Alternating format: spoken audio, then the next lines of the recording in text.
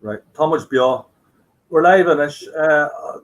Okay, ta fáilte a lig. Ta luthar agam manacht go bhfuil Uachtaran and party, Mr. Herman Kelly, Linya and Nacht, August. Come we've got John Bowler, our US-born Kerry representative, joining myself and Karen, of course. And I will promise everybody that this debate will be there will be no fraud allowed in this debate at all. So that means John Bowler won't be allowed to talk. That means. Right. No, I mean, I visit Philadelphia quite a lot. I know exactly where that counting's taking place. It's right in the middle of Philly. It's beside the Marriott Hotel. Lovely city. But why is it called pencil? Are they still using the pencils on the voting cards? That's my joke. I'll get that out of the way early. But no, serious point. John, I'll start you off, and then I'll bring Herman and then Karen in. John, there's obviously a lot of evidence of fraud, of which the media are downplaying with this. The media keeps saying that Trump's bringing up that there's on no evidence, lampooning them and they're ridiculing them. What do you say, John? Has Trump any chance of turning this around? What's your take on it? I really believe he does. Trump has proven one thing over the last 4 years, actually 5 years, is underestimate him at your peril. They've come at him with everything over the last 4 years, and he's beat them every time they've tried.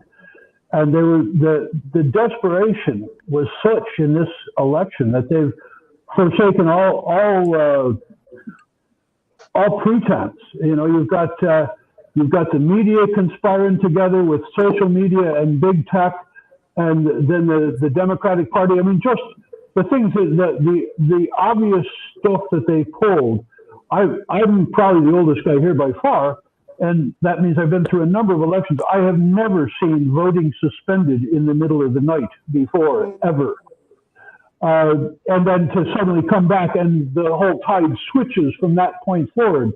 Trump is gaining, and then they shut down the counting, and when they come back, all of a sudden there's all these votes appearing. Just one thing after another. But look, for instance, 180,000 votes mysteriously show up. Mail-in ballots suddenly appear, and every one is for Joe Biden. Now, what are the chances of that? They're not even pretending to be fair about this anymore. It's just gone, and because of all that, there's evidence upon evidence, videotaped evidence and so forth, of all these indications. Now, the thing is that what really trips this is the media conspires. Even Fox News now has gone far afield and just isn't even pretending to be fair anymore. So they simply conspire to say, no, there's no evidence, there's no evidence. If we don't show you the evidence, there is no evidence. It's kind of like the thing when Joe Biden's, all the stuff came out about Hunter Biden, and immediately Twitter just shuts it down and censors the whole thing, even censors the president of the United States, saying if we don't say it's so, then it doesn't exist. And they've just gone far too, well, in their desperation, they've gone so far afield, I think, now that they've left themselves open to a number of charges. It's just a matter of getting this past this initial hysteria and into a fair hearing in the courts and probably even the Supreme Court. I think I will predict that in the end Herman, what do you? He comes out ahead and will be sworn in on January 20th. Right. Interesting. I mean, it would be nice to see it. I mean, he has to overcome Philadelphia, and there's going to be a recount in Georgia, and he has to win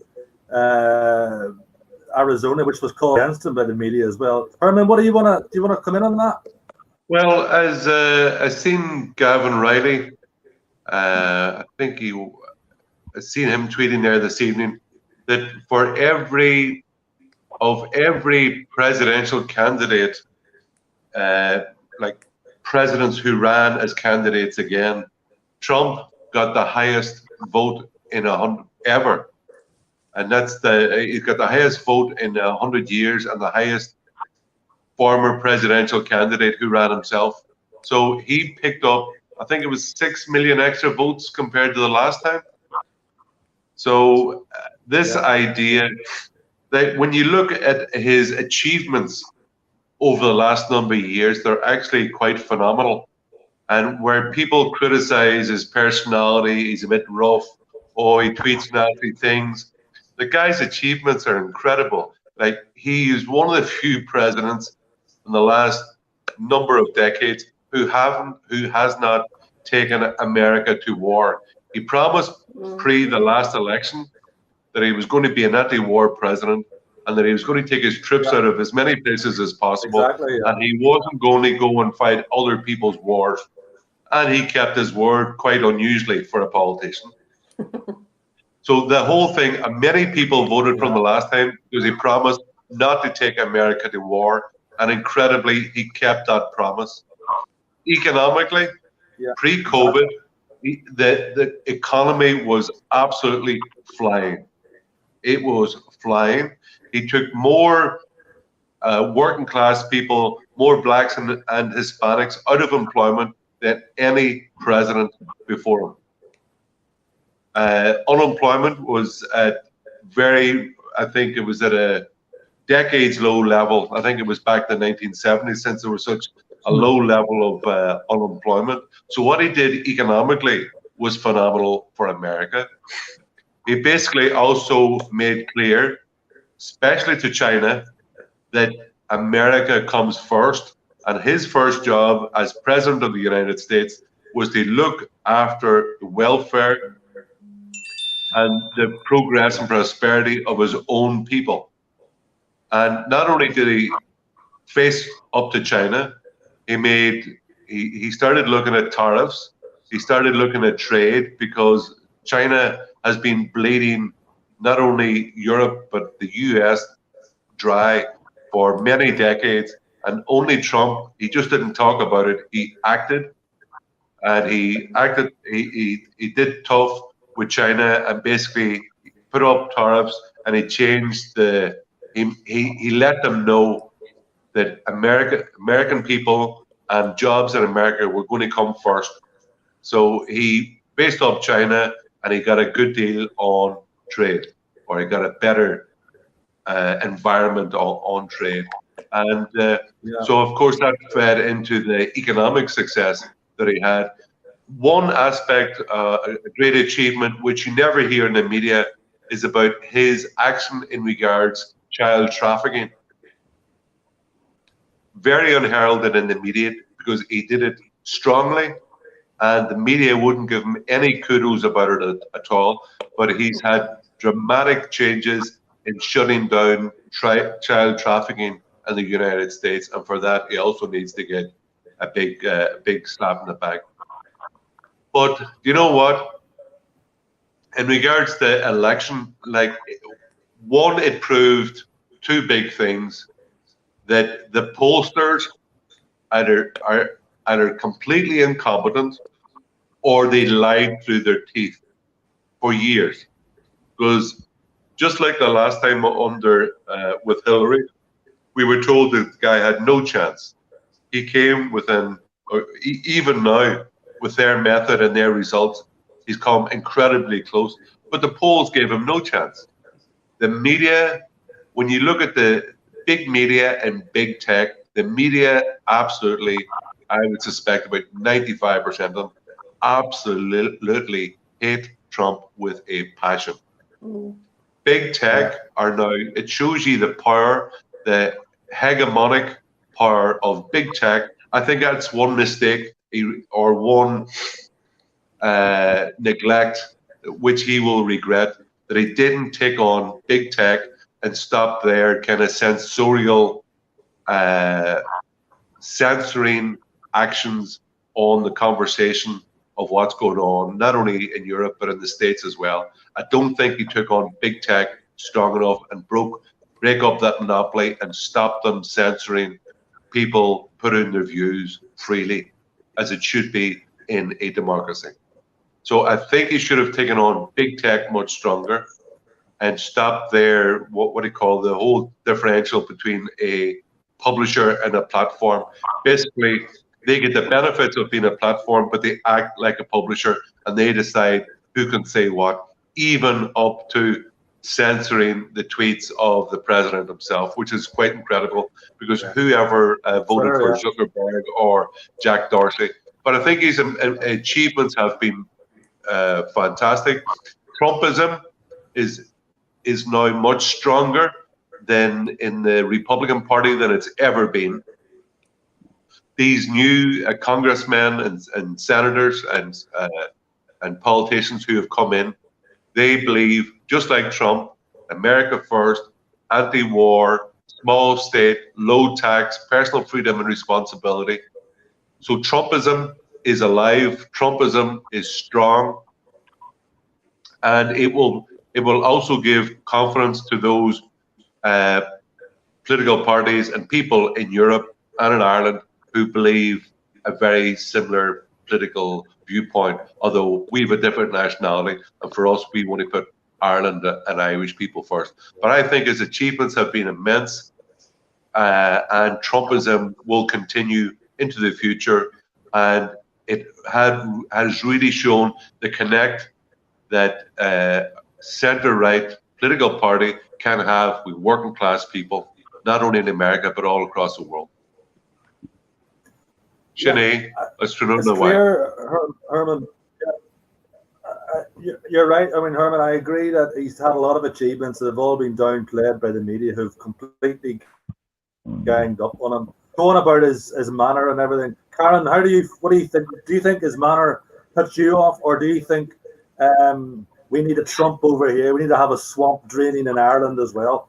And do you think he can overturn this result? What do you think, Karen?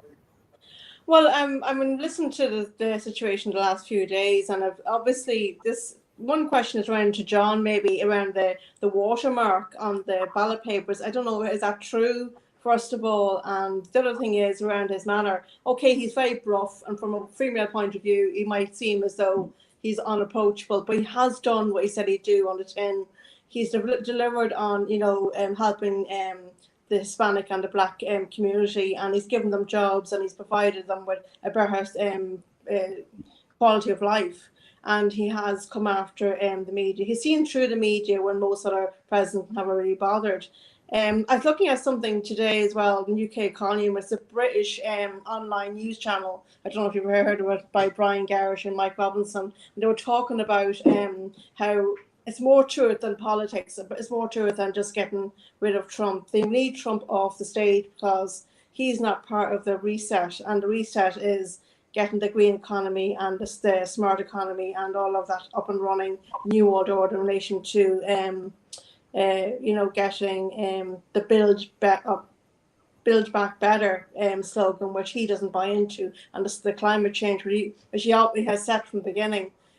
So they need him off the stage. They need Biden on the stage instead, because they'll know he's for lockdowns. He's for he's pro COVID. Yeah. He's doing all what they want him to do, whereas Trump is not doing that. Nigel Farage made a very good point. Nigel made a very good about at least America. At least America has had a choice in the thing, whereas in Britain and Ireland we have no choice. It's lockdown or nothing. Where at least in America they had a debate about it. That's true, very true. And if he gets back in, hopefully all this lockdown will change, and it will maybe push the agenda towards us, that we'll get rid of these lockdowns. But go back to what Herman was saying about it didn't go after the big tech enough. He hasn't, you're right, but there is a big case with Google, an antitrust case with Google at the moment. I don't know which way that's going, but it's kind of late in the day. He kind of needed to do that probably earlier, and also that has implications probably for us, where our economy is totally dependent on big tech like Google. We Google over here, that if we got back in again, we'd start to pull them out of Ireland to encourage them to come back to the States, which he always said he'd do. Now, while we need to kind of have, we are dependent on them financially, but all the taxes go out of this country anyway. But a lot of the Irish people will say, we're going to lose an awful lot of jobs. We need to build on our own Irish industry, first of all. We're too dependent on them. We need to kind of build Irish tech companies or a different kind of industry.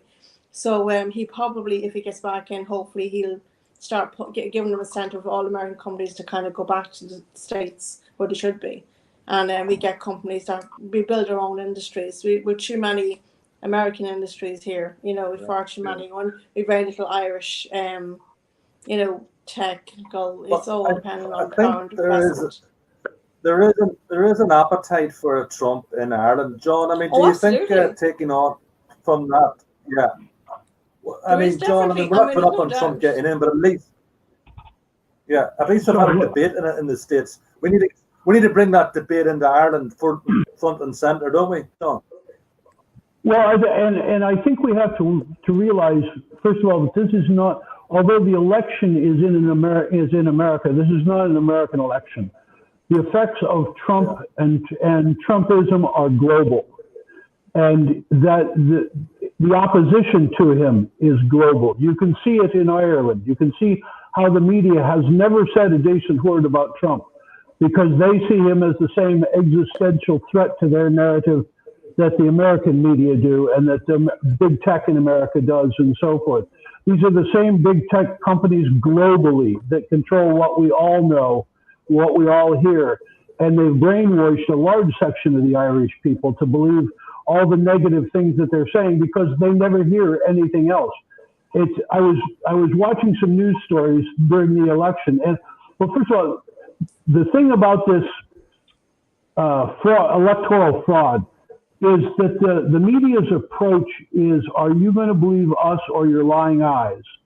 I mean, we have watched Joe Biden sit with 10 people at a rally, or no people even showing up, whereas Trump is putting in 50,000 people at a single rally, and yet we're supposed to believe that he couldn't get enough votes to defeat Joe Biden, who can barely communicate and is having severe cognitive difficulties. It makes no sense. Now, I was watching. I think you mean dementia. Yeah, exactly. I mean, to be fair, I was watching a video of one of the car parades. Remember these caravans? And those were not organized by the Trump campaign. Those were completely organic, just put together by his supporters in different areas. There was a car parade in Miami Beach, and it was Hispanic. I think they call it Latino, and that it was primarily Cuban, Venezuelan. These were all people who had lived under communism, lived under socialism. So they went out and did a car parade, an anti-communism, pro-Trump car parade. This highway patrol estimated they had 39,000 cars in that parade. Think of it a number, 39,000 cars, each one, of course, having multiple people in the cars and so forth. And while CNN, no, it wasn't CNN, it was the Guardian TV, was showing this car parade and commenting on 30,000 or 39,000 cars in it. They're running the Kieran thing across the bottom, saying that nobody supports Trump's policies on the virus. Doing anything they could to say people don't really like Trump. Pay no attention to what you're seeing on the screen. Trust us, nobody likes Trump. And it's the same thing. We're seeing all these people in rallies, nobody supporting Biden and so forth, and we're supposed to believe that he couldn't get enough votes. None of this is making sense. And it's the same thing in Ireland. They just don't tell you anything in Ireland. You don't hear all the good things that Herman was elucidating. You never hear that stuff. You never hear RT. I moved here in January of 2016, which was, of course, right at the beginning of the campaign. And so I was here from January through to November when the election occurred. And that entire time, I never heard one decent story on RTE about Trump, even remotely objective. And I thought they'd changed his name because every story they referred to him as the bully Trump in every news story for a year. And this continual prejudice, after a while, you just couldn't deny it anymore. They were only feeding you one line. They weren't giving you the news that you needed. They weren't giving you objective information. They were simply preaching this party line that you were getting out of the global media all around the globe. And it's incredible when you read, as you say, John, RT, watch RT. You look at their Facebook, the news feed. it's just like the last few months, especially, it's just anti-Trump hysteria in the Irish media in general, but especially in RTE. It's disgraceful that the sucker taxpayer and license fee payer in Ireland has to pay money to pay for basically Democratic Party propaganda on our national broadcaster. But it's interesting what you said there, Karen, about he was opposed to this continuation of the lockdown. He wanted to get people back to work. And as you say, there's no opposition, or there's no. If you look at the draw at the minute, you have Fianna Fáil, Fine Gael, Greens, Sinn Féin, Labour, all those parties, virtually all on the left, except for a few independents. They're all on the left, and they're all pro-lockdown. It's the same in the UK, 528. In the UK as well, but like the Irish Freedom Party have come out since early April to oppose the lockdown and looking to get people back to work. And we've had protests and we've had people speaking at large rallies, and it's all about getting the message about personal freedom. And if there's a risk, well, you take it on you're an adult. If you think there's a risk, well, it's just like getting in the car every day. You're aware that there's a risk, but you make the choice as an adult, an educated adult, to get in the car and go to work. And if there's a crash, it's a crash. And it's the same with COVID. Now, the WHO have said that there's COVID provides a infection fatality rate of 0.23. That's a WHO. So basically, I'm not sure about the car crashes, but basically, the chances of dying after being infected from COVID are so low, especially for anybody over 70, which thank God I'm still in that bracket,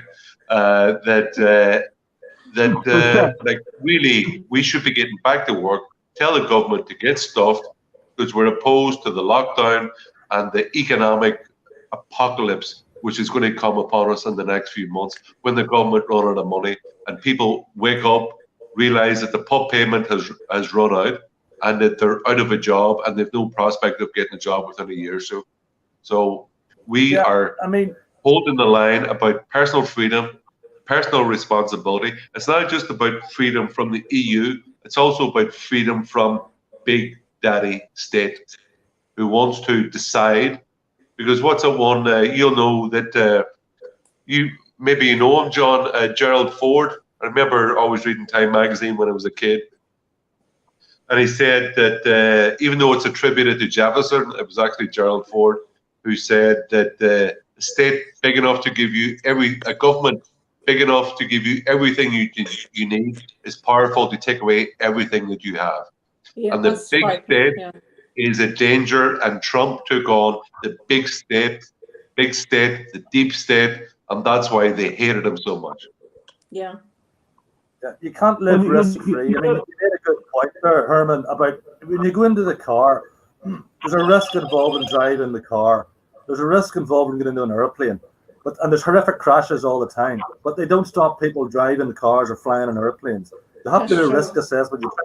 You try and make it as risk-free as you can, but you do it. This lockdown thing is trying to achieve the unachievable, where you're going to have no deaths. People as well. Locking free people in their homes.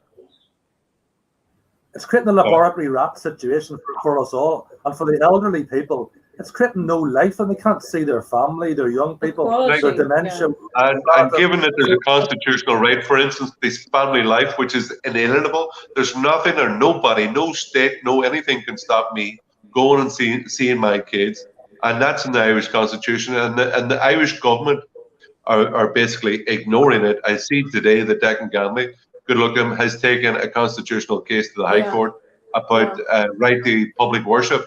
Of course, the bishop should have taken this months and months ago when the government even floated the idea of stopping people going to church on a Sunday.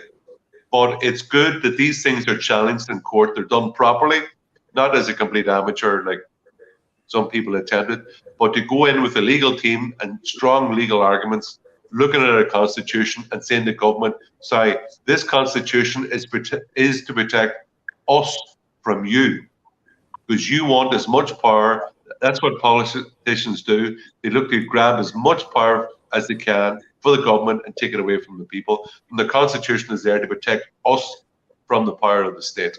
It's not here to protect the state. It's here to protect our freedoms. And the duty of the state is to stand up and to protect our freedoms as Irish people.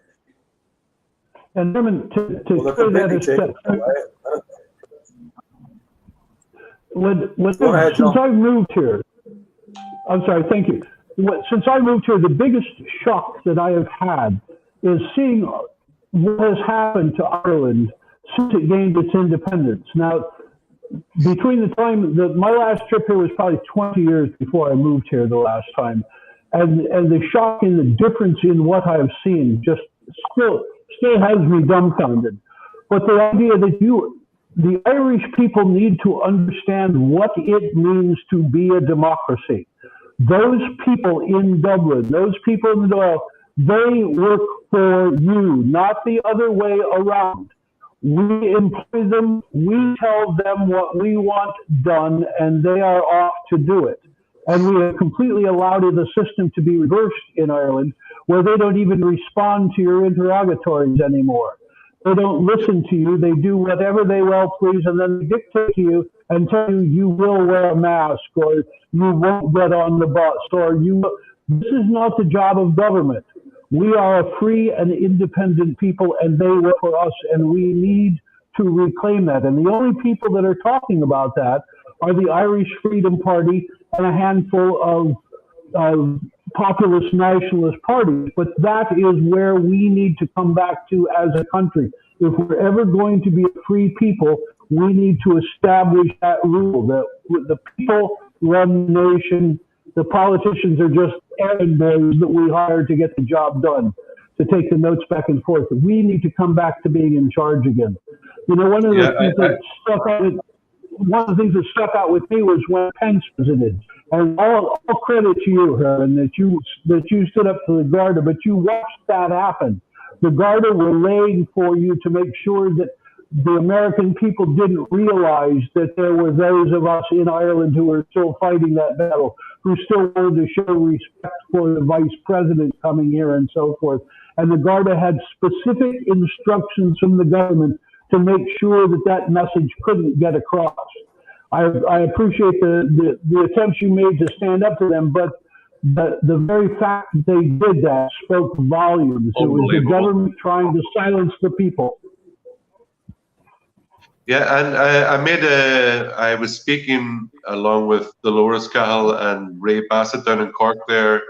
Was it, I think it was late 2018. And basically in that speech, I did talk about the whole thing about the importance of taxation. And basically, like your work, that's your money. Now, is it, out of a sense of solidarity, you're willing to pay tax to help other people who are sick, who are old, or whatever. But basically, I made the point that the Irish Freedom Party, it's not just about freedom from EU control. It's also about freedom from the big state in Ireland. They now, as we can see, about take every chance to control your life. They're trying to dictate to you where you can go, where you can travel, who you can see. It's absolutely crazy. We're all born free. We're currently being constrained by the government. And the importance of taxation is that we've got to stop paying these people big money, because basically they're taking our money and using it against us, for instance, funding RTE.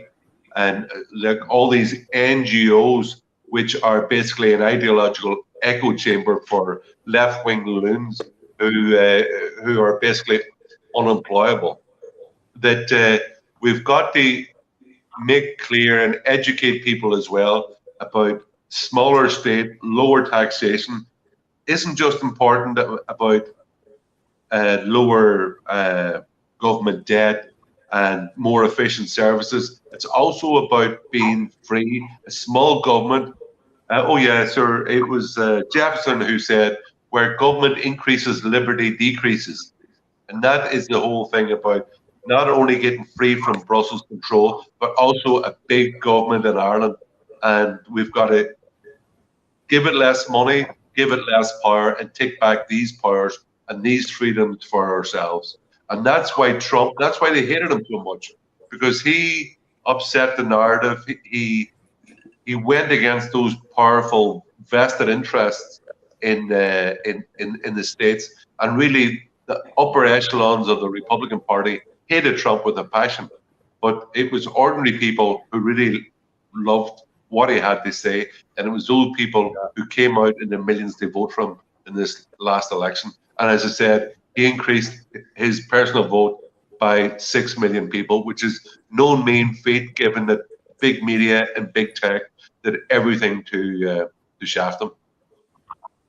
And Herman, I would encourage you to stop referring to him in the past tense.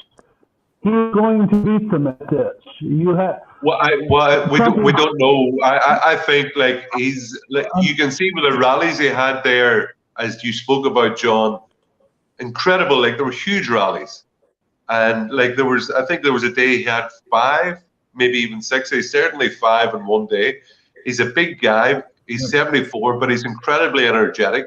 He's very brave. He has no fear whatsoever. He's a big guy. He's not going to be rolling off anywhere soon. Now, these votes are going to be challenged. They may go to higher courts. But we all know from history, we all read the news and we've read history, and we all know that the Democratic political machine, be it in Detroit, in Chicago, Boston, or New York, wow, they could teach the world a lot about corruption and electoral corruption. And as I think it was Stalin said, it's not the people who vote, it's the people who count the votes who have the power. And no party has taken that more to heart and made it into kind of modus operandi than the Democratic Party in the States. So these things are going to be challenged. And I suspect, I don't know what's going to happen, but I don't think that Trump will be going away. He'll not be slinking off into the darkness to play golf anytime soon. Some were saying there that he's got a good chance. People said he may win the litigation. So if we sit tight, it may well happen. But when you go back to the 60s, take America in the 60s, when you had Martin Luther King and all that, that was a valiant enough struggle for rights for black people. But take Black Lives Matter now. That argument's past tense. It's just a complete atheist communist organization that wants to overthrow the Western civilization. Yeah. It's basically Marxist. The only black lives they seem to care about are criminals. Yeah. It's all people who are criminals who are involved in interactions with the police, overdosing on drugs and whatnot. People are dying by the hundreds and thousands in Chicago every year in black-on-black crime and shooting. Nobody cares about that. Children getting shot in the crossfire. You never see Black Lives Matter showing up for any of that. It's only when a criminal interacts with and the tens of millions of interactions that the police have with people every year, and 5 or 10 of these incidents occur, and they're all tragic, but that has nothing to do with the lives of the black people in America. That's why Trump has made so many inroads. He lowered black unemployment to the lowest it's ever been. He got somewhere upwards of 20% of the black vote. In 2016, he got 6%. This time he got 20%. I think he got 18%, if I recall correctly, of the Hispanic vote in 2016. This time it was upwards towards 40%. The minorities are faring much better in Trump's America than they ever did under the Democrats' America. See, an aspect of that, John, as well, is about blacks and Hispanics are doing much better under Trump, is that the whole thing about they're not dependent about Trump and Trumpism is about making people free and independent of the state. Yes. That they're not dependent on welfare, they're not dependent on food stamps and all these kind of things. That they go out, they get a job, they work hard, they rise on merit, their own personal merit, and don't be sitting at home playing the identity victim card all the time. Yeah. And you have fantastic, there's a fantastic young woman there, Candace Owen, who is a very eloquent defender of personal liberty and a big supporter of Trumpism and making clear that the Democrats want to keep black people dependent. And it's people with a sharp brain and with a love for freedom who will fight against the Democrat Party and seek to be independent and not dependent. I mean, I go over to America quite a lot, and I hear a lot of black people, and they're actually sick and tired of the Democrats getting on their back. They just want them to get off their backs and let them have their life, because they're doing quite well. There's a lot of black people are Republicans and they're pro-Trump. The Democrats are just playing the victim card, dragging them blinking down. They're a proud people who don't want the Democrats on their back anymore. You know, the 60s are past. That's very patronising to the black community. Yeah, exactly. They can be lawyers, they can be anything. It's like feminism. It plays women as victims. And women are better, and they don't need to be played as victims all the time. You know. Sorry, John, you were going to say there. Well, this all came under being remember. This all came under Lyndon Johnson during the 60s when he took over after Kennedy was assassinated, and he created a program called the Great Society. And that's what brought in the welfare. And the welfare system that he brought in required that there not be a man in the house for the women to qualify for the welfare payments. So that's when you got into all the single parent families with no man in the house. And that's when everybody became addicted to welfare and unemployment and so forth. And black society nosedived from that point on. Johnson, who was a bit of a racist himself, Texas Southern boy, had remarked that he'd have them voting Democratic for the next 100 years because he'd just get them strung out on benefits and welfare. And Trump has woken them up to what is available, just like Herman was saying, what's available to you when you have a free society where you are treated as an equal and not as someone who needs to depend on the government to hand you things. That's the most racist attitude you can have, is that you can't get along without the government. You know, black society was doing excellent after World War II, coming up through to the 60s. Their unemployment was down to ridiculously low numbers. There was the single parent families were like 10%. Everyone was married. They were getting more kids into college. All that was headed right up until that Great Society came in the 60s, and it went down from there. And we are just now they're beginning to see that was all a Democratic plan, and that's why they've been able to, under Trump, to make such great headway. Do you know, when you compare the Democratic Party in the 60s to the Democratic Party now, it's just like a completely different party. And it shows you the shift in politics in the Western world in general. Because if you look at JFK and the Democrats in the 60s there, he's like a right-wing Republican now.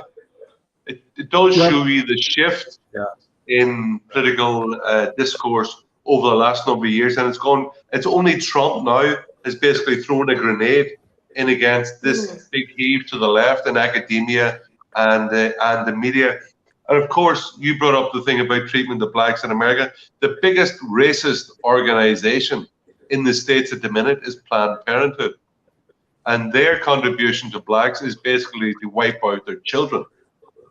And that's another great achievement that Trump has had, is his attempts to defund these racist organizations, these eugenicist organizations like Planned Parenthood. And also, he's been very successful and has appointed 3 judges to the Supreme Court who are all pretty young and will have a great effect in upholding rights laid out in the American Constitution for all the citizens for decades to come. So he said he would do that pre-election. And my God, I don't think he could believe his luck that he could get. And he successfully appointed 3 judges to the Supreme Court. Wow, he could just kind of walk off now, off into sunset, and he's already had a massive effect in regards putting in 3 Supreme Court judges and also introducing Trumpism, social conservatism, economic liberalism, and America First into the whole kind of political narrative, not only of the States, but as John said, globally. And that's why he is an incredibly important figure. And not just the Supreme Court justices, although that is beyond, that's just wonderful beyond belief. But also he's seated the lower courts with numerous, I think, between 50 and 100 220 federal judges. Yeah, federal judges that are going to have lasting impact. And again, young judges, conservative judges, those things are going to have a lasting change, a lasting change on all forms of American society. But it'll be a return to one again. Keeping one of his promises was a return to a law and order society. Just the number of promises that he has kept is phenomenal. When you see how many promises, how many presidents we've had that would promise you anything to get your vote, but then nothing ever came of it. And Trump has just gone down the checkbook one after another, whether it's the wall, whether it was lowering taxes, whether, all these things that we've already discussed and more that he has kept his word on. And the idea of having a president that actually keeps his word, that is why he had so much incredible support in the American people, because they were used to being lied to. And finally, they got a man who is a man of honor who kept his word. I'd like to take up some in the Karen as far as an election. Sorry? Go ahead, Karen. Herman, I never saw an election where there was so little policy discussed. I mean, Biden wasn't challenged on one single policy at all. I don't even think he had a policy. I mean, what all about he his said son? was a time for us to. And What his about son, Hunter? yeah, his son was Biden, successfully pushed under the carpet. It wasn't even Biden's mentioned. laptop matters. There was the media did everything. They shut down the discussion of Hunter Biden, of Joe Biden's dependents, taking money from China, taking money from Russians and the Ukraine. The guy is so stinking dirty and dependent on these oligarchs and these other countries. It's unbelievable. And the media, all their job was they shut down debate about that. They wouldn't allow it. But I want to take up a point that Karen mentioned there about maybe a lot of women didn't like Trump's personality because he had rough edges and he used to tweet kind of rough stuff at 3 a.m. I wouldn't say after a few drinks because I know that he doesn't drink at all. So that's just kind of feeling a bit rough at 3 a.m. But I see someone made the point that, the beautiful manners and the delicate manners of George Bush and Obama, and there was such a smooth and a well-mannered transfer of power, and they all spoke beautifully about each other. Yeah, wonderful, wonderful. Bush wrote Obama a nice letter when he got into his office, so it arrived when he got into office. But both those presidents, they bombed the living daylights out of countries. Barack Obama, as I call him, I think George Bush. He bombed more. Between Bush and Obama, they're all nice. They smiled to the camera, but they bombed the living backsides of so many countries and destroyed the lives of hundreds of thousands of people. So this idea, because they're nice, because they smile at the camera, and this kind of hail fellow, well met, they're nice people, it's just completely untrue. Like Trump may have a bit rough edges, and he may fight his corner very well, but like Bush and Obama were just warmongers. And that's a lot of people voted for Trump because he was anti-war and he was going to keep America out of fighting other people's wars. So, I understand. What do you think, Karen? I mean, he didn't do himself any favors, and obviously the media played on that. But I do see and I recognise that if somebody does something, what they'll say they'll do, and he accomplished an awful lot for 4 years. 4 years is not a lot of time, but to turn around to get the legislation out, and getting the support and the backing and all that and make those changes is some feat, and you can't really ignore it. And if we had someone like that over in Ireland, this country would be turned around in a matter of a few years, and we'd be better off for it because we get rid of the nonsense that we see. And I'm not saying, like, he didn't accomplish anything. I get that, even I was impressed with what he's done over the last few years. The fact that he's gone to Korea and he's tried to make peace with North Korean president, that really a leader that nobody else would do. And they're all always constantly fighting with Korea, constantly fighting with China, constantly fighting with Syria. All they've done was fight and cause wars. And, you can think about it. I think John said it last Sunday in his stream there, which is very good. He made a point of ISIS. We don't hear about ISIS anymore. I'm not saying they're gone completely, but they're not in the news. They're not as powerful as they were. The leader's gone. And not all this war, and it's just completely disappeared, which is fantastic. Bashar, Russia, and Trump helped wipe them off the face of the earth. Now, they haven't gone completely, but geographically, they don't have area anymore, or very, very little. And Trump is one of the main factors behind that, by working with Syria and working with Russia to wipe them off the face of the earth. So we did a great job there. And as you say, we don't hear about them very much anymore. We only hear about them now when they're training up in the Wicklow Hills. In our country, brilliant. Yeah. I mean, Trump he's rough around the edges. He's rough around the edges, and a lot of people don't like that. But his instincts are good, and he does the right thing. Yeah, I agree. As you say, George Bush Senior and Junior, they all and Bill Clinton was the worst of the lot. He smiled and he joked and he looked good and all this, but he bombed the blazes out of the bloody country in the world. And Bush and Blair went to those illegal wars on lies, which Trump has not done. Yeah. Go on ahead, John. But that's what psychopaths do, though. They do show a different face to the world and what they do behind closed doors. And they'll tell us for our own good to protect our freedoms. But in fact, they don't bring freedom to the people who are being bombed. So you have to recognize the new world order. They're very smooth and they're very charming, and they use that to win over people. That's the whole problem. Sounds like you're describing John Bowler there. Smoother than charming. Come back on that. John, come back. John Bowler, Bill Clinton of County Kerry.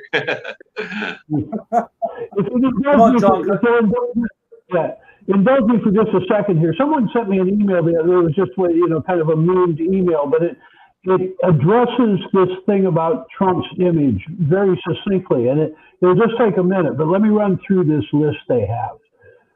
He was talking about this fellow who wrote it to his friends and family members with whom he was having disagreements. The whole Trump disagreement thing.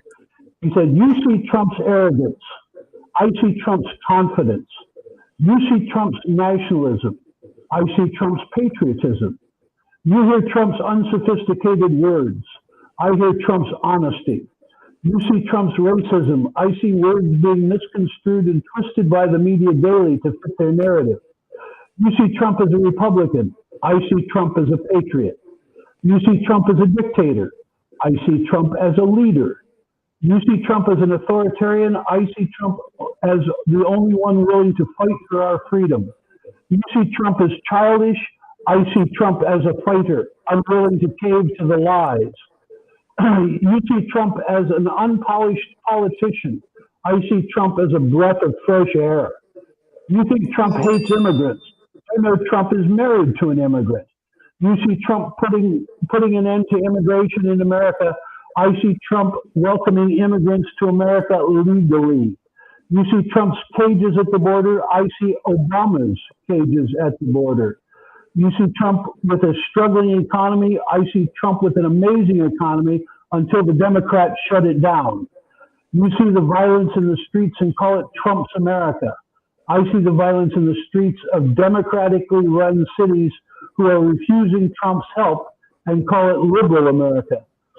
You want someone more presidential? I'm happy we have someone who finally doesn't just talk the talk, that actually walks the walk.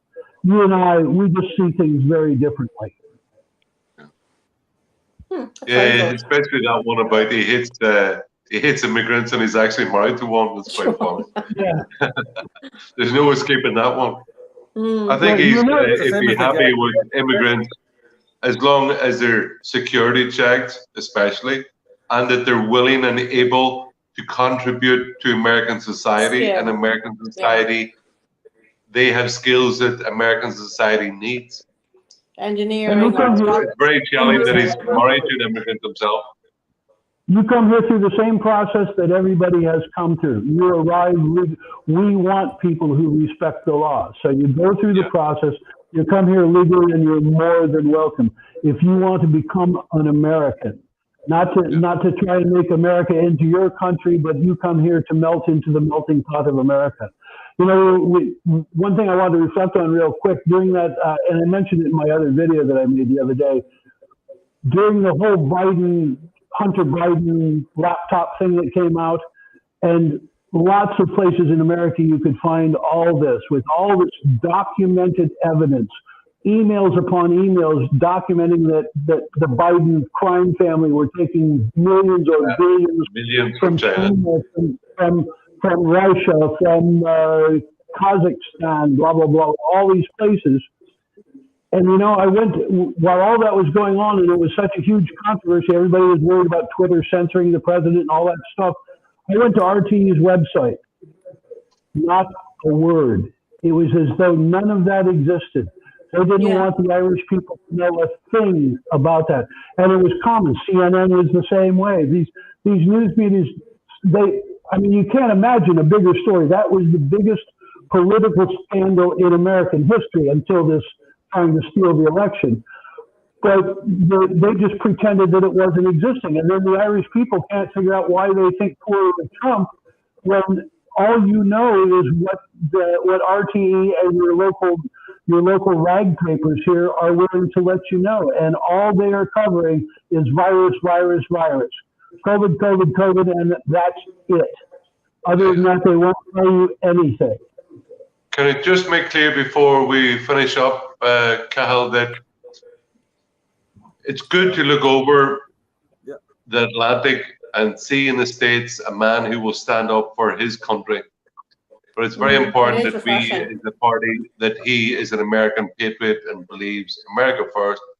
But the flip side is that we are Irish and we believe in putting the interests of Ireland and Irish people first.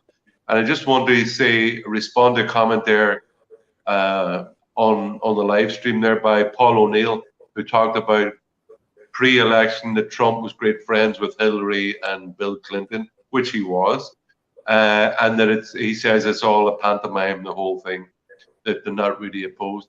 But the thing is that stands out for me, I remember, you can see it on YouTube, that I think it was Barack Obama was speaking at some press event where they make fun, and basically he made fun of and humiliated Trump in front of the TV cameras and of hundreds of other very influential people.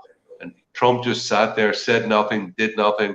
But I'm sure that is the point where he decided, I'm going to get you. No one speaks to me like this, and I am going to make you feel sorry for what you've done here tonight to me. So I know that he previously was a Democrat, but obviously, like, you're allowed to change your political beliefs as you go on in years. Like, hey, when I was in my early 20s and teens, I used to be in the anarcho-syndicalism and these silly, naive ideas about human nature, which just don't correspond with reality. But that's part of growing up.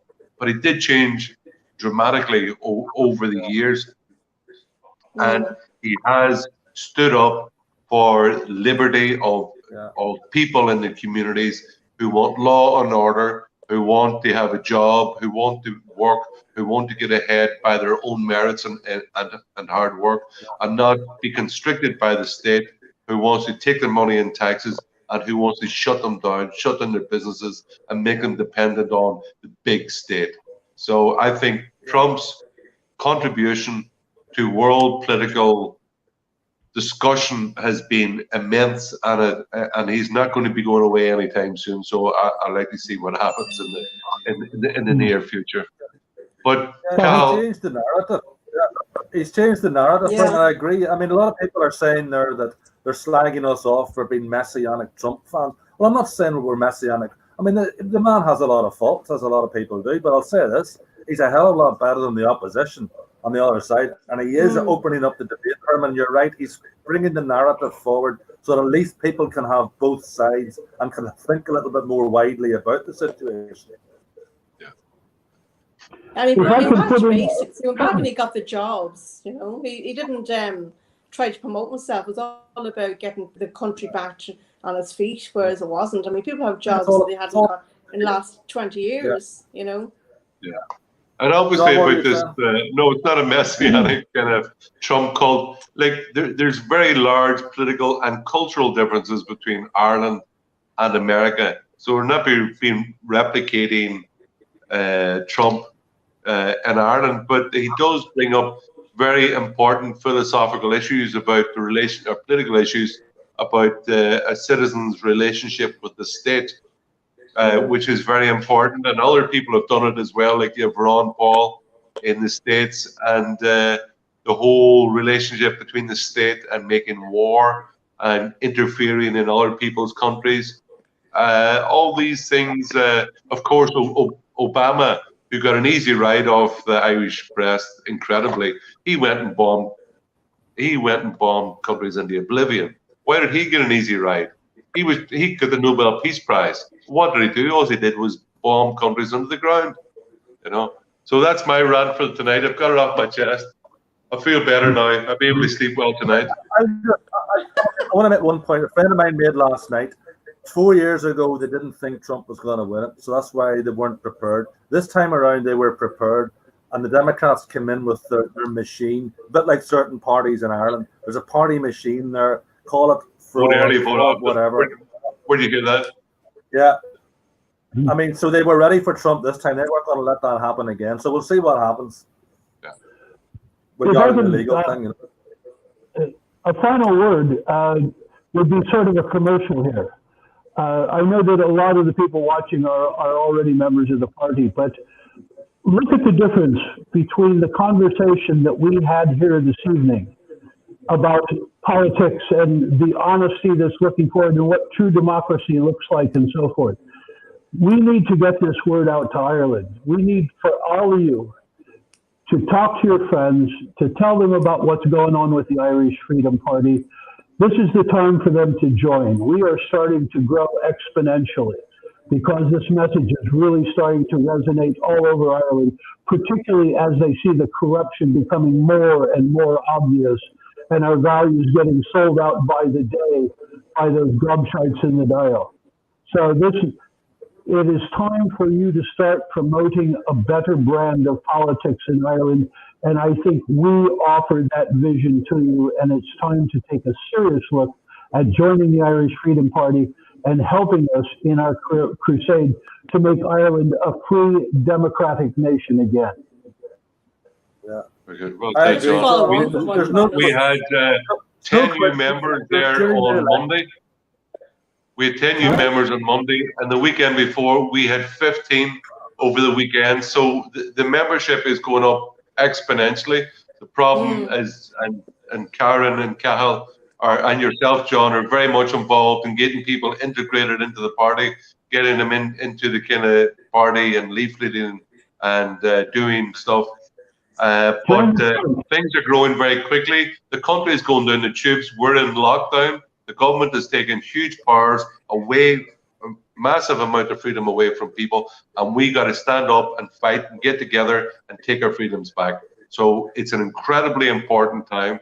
Yeah. And if we let the government continue to take these powers, there's no guarantee we're ever going to get these freedoms back. So it's time for people to stand up and be counted. So join the party, get involved, and be a proud patriot. Join the fight. I second that. I mean, I think it's no coincidence during the American election campaign, our membership just spiked.